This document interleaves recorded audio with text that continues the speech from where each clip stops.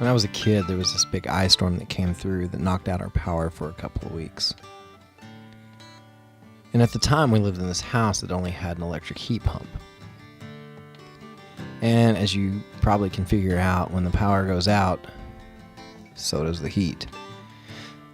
But I was young then, so I really don't remember too much. I remember that I spent a lot of time under blankets. And I remember hanging out at my grandparents' house because they had a fireplace. But I also remember that my dad made a commitment that he would never again live in a house that didn't have wood heat. And so when the power came back on, he had a wood stove installed in our house.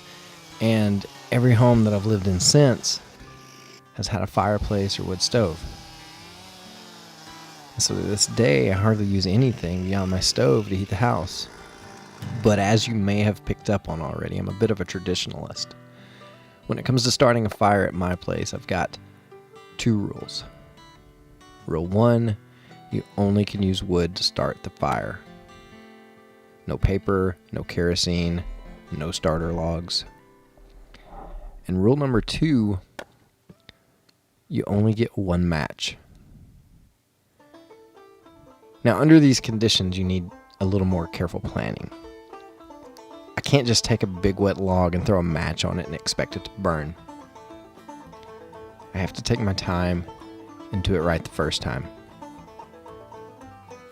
Because I do a lot of woodworking, I usually have a lot of wood shavings lying around, and so what I typically do is get a big handful of them and place them in the fireplace.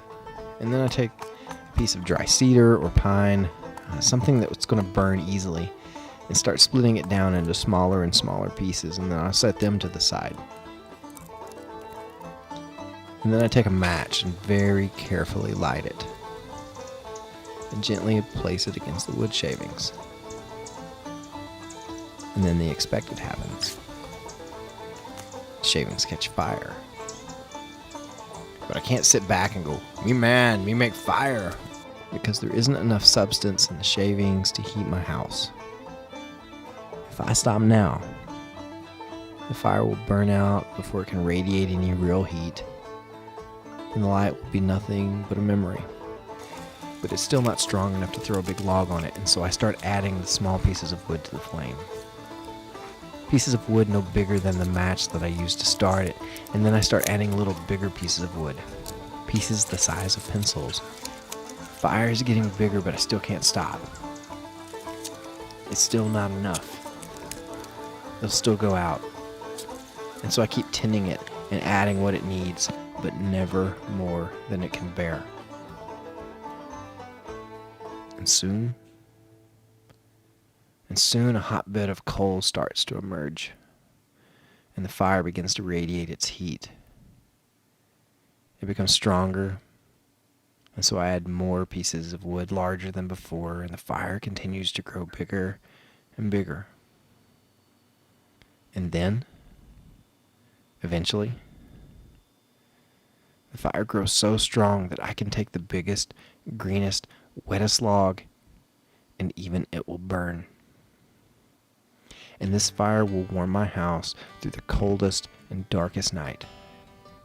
I bring this up because the same lessons apply to our lives. Whatever it is in our lives that we want to overcome, we have to understand that we can only start where we are and nowhere else.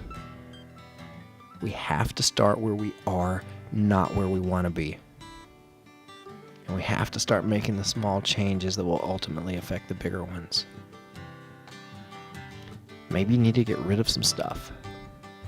Maybe you need to get your finances in order. Maybe you need to learn how to use a hammer. Whatever it is, start there.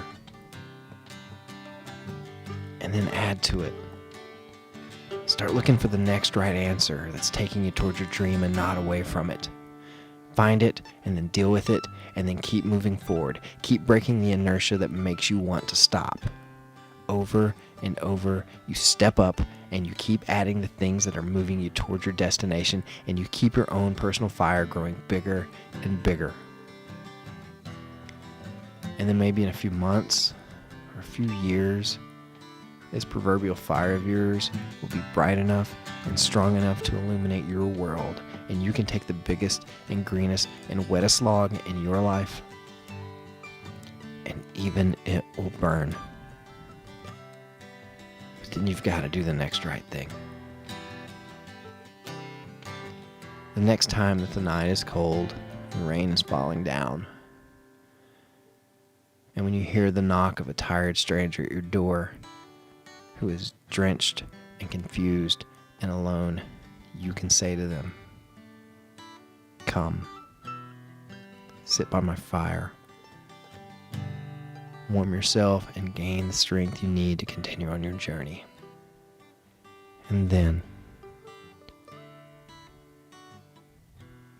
you will truly understand not only what it means to live, but to live deliberately.